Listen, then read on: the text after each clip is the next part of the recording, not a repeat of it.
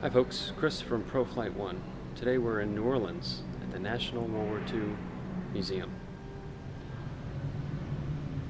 I didn't even know New Orleans had the museum, but luckily I found out last night, and here we are. It's an awesome, awesome museum. As you can see, we've got a B-17 Flying Fortress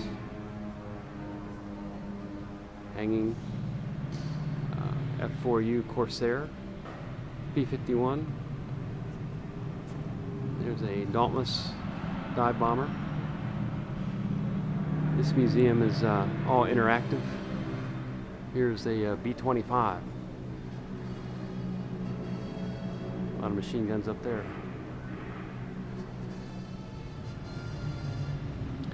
But they have these interactive screens. Check this out.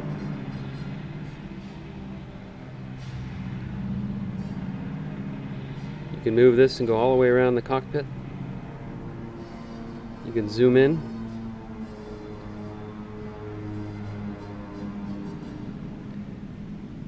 That's no glass cockpit right there, let me tell you.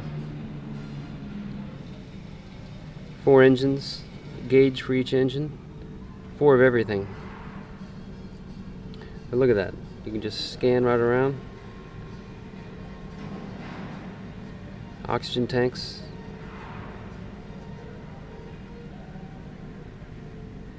Here's a hatch to go toward the back.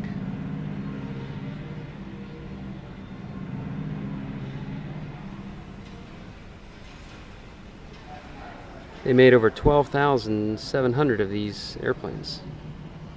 But here you can get this particular airplane story, meet people that flew this airplane. It's really a cool museum. And this airplane is dripping oil, so you know you could probably get out of here and go fly. All kinds of cool films going on.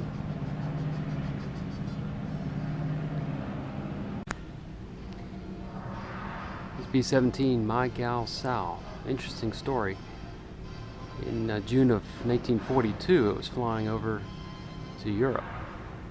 And in bad weather, this one and 2 others crash landed on an ice cap in Greenland, where it remained until 1995, when it was taken out piece by piece and eventually restored about 10 years later.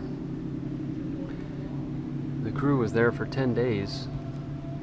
The propellers were embedded in the ice, so they couldn't turn the engine to get power to run the radio. So what they did is they had a hacksaw. They cut the tips off by hand, spun the engine, got enough power to send out an SOS.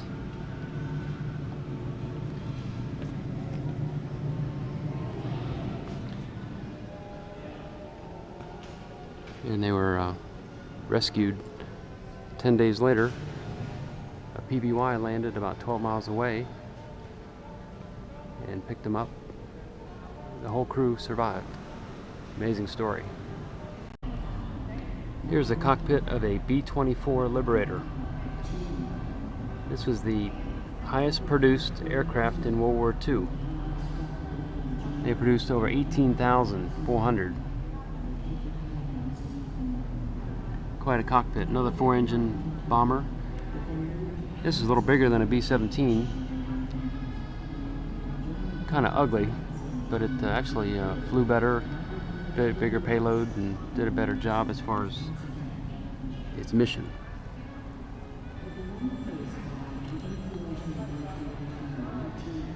This particular one is called Overexposed.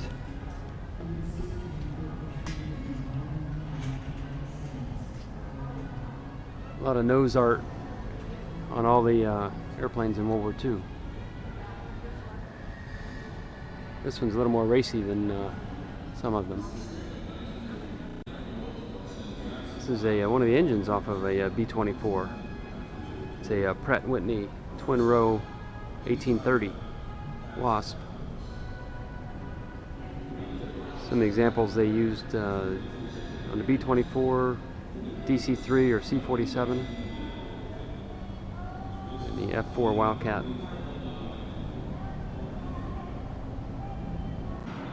Anyway, hope you enjoyed the video, and we'll see you on the next one.